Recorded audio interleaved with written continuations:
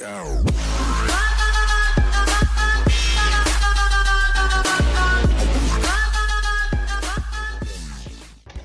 விக்னேஷ்.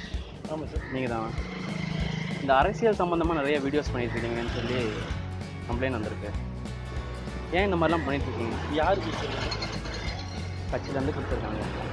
எந்த கட்சி? ரவி. நீங்கள் அவங்கள மிமிக்ரி பண்ணுற மாதிரி ஏதோ பண்ணியிருக்கீங்க, அவங்கள கலாய்க்கிற மாதிரி ஏதோ பண்ணியிருக்கீங்கன்னு அவங்க கொடுத்துருக்காங்க. அதே மாதிரி வைகோ இல்லை, இது வந்து பர்சனலாக கொடுத்தது. கேஸாக கொடுத்தோன்னா அஃபிஷியலாக அது மீடியாலாம் பரவிடும்னு சொல்லி அன்அஃபிஷியலாக எங்ககிட்ட கொடுத்துருக்காங்க. அன்அஃபிஷியலாக நீங்கள் என்னை விசாரிக்க முடியாது. இவனும் ஈக்குவலாக மைண்டம் பண்ணுறானே. விசாரிக்கலாம் தம்பி, எல்லாமே விசாரிக்கலாம். இல்லை நீ என்ன இண்டஸ்ட்ரியில் இருக்கணும்னு ஆசைப்படுறியா? நீலாம் ரொம்ப போலீஸ் தெரியும்ல சார். இல்லை, நீங்கள் அன்அஃபிஷியலாக பேசணும் அப்படின்னா நீங்கள் ஆஃபீஸ் வாங்க, உள்ளே வந்து பேசுங்க. ரோட்டில் நிப்பாட்டி என்னை பேசுறதுன்றது அது சார். போலீஸ் ஸ்டேஷன் போகலாமா? கேஸ் இருந்தால் கொடுங்க, வாரண்ட் இருக்கு அவங்கள்ட்ட. வாரண்ட் வந்து பிடி வாரண்ட் வந்து கிரிமினல்ஸ்க்கு தான் கொடுப்பாங்க. இது என்கொயரிக்கு வாரண்ட்லாம் கொடுக்க மாட்டாங்க. அப்போ நீங்கள் வாங்க, நீங்கள் மேலே வாங்க. என்கொயரினா நீங்கள் போலீஸ் ஸ்டேஷன்லாம் கொண்டு போகணும். நீங்கள் சொல்கிறதுக்கு நான் வர முடியாது. நான் பேசல, என்னோட லீகல் டீம் உங்கள்கிட்ட பேசுகிறேன். லீகல் டீம் இருக்குங்களா உங்களுக்கு? இருக்கு. ஜஸ்ட் என்கொயரி தாங்க. ஃபஸ்ட்டு என்கொயரி முடிஞ்சதுக்கப்புறம் நீங்கள் லீகல் டீம் யாரை வேணால் கூட்டு வாங்க, அது பிரச்சனை இல்லை. அதான் நீங்கள் பேசுகிறது இந்த இடத்துல நம்ம பேசுகிறது ஒன்றும் ஆஃபீஸ் வாங்க, இல்லைன்னா சரி பிரச்சனை வேணாம். இப்போ நான் அவங்க சுமூகமாக முடிச்சுக்கிறது தான். அது சமூகம் சமூகம் சரிங்களா? மந்த்லி 5 lakhs தரும். ஓகேங்களா? நீங்கள் நம்ம இப்படி பேச வேண்டிய விஷயமே இல்லை. நான் தெரியாது தான். போலீஸ் மாதிரியே பேசல. என்ன 2 அடி விட்டால் தான் தெரியுமா நான் போலீஸுக்கு? எல்லாம் வச்சிருக்காரு நம்பவே மாலை போட்டிருக்காரு.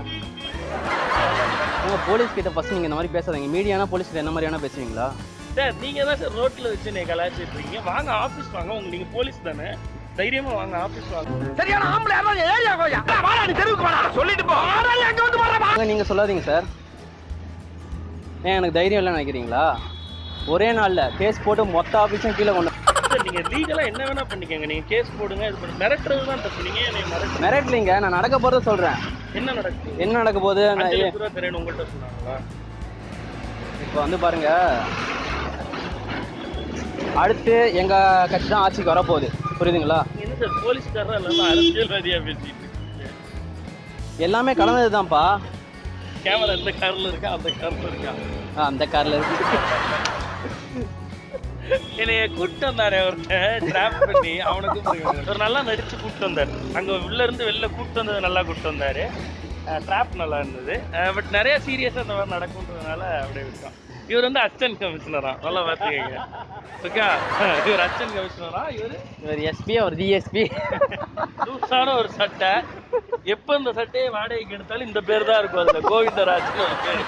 இந்த மூஞ்சுக்கும் கோவிந்தராஜ்ன்ற பேருக்கு ஏதாவது சம்மந்தம்? நல்ல முயற்சி.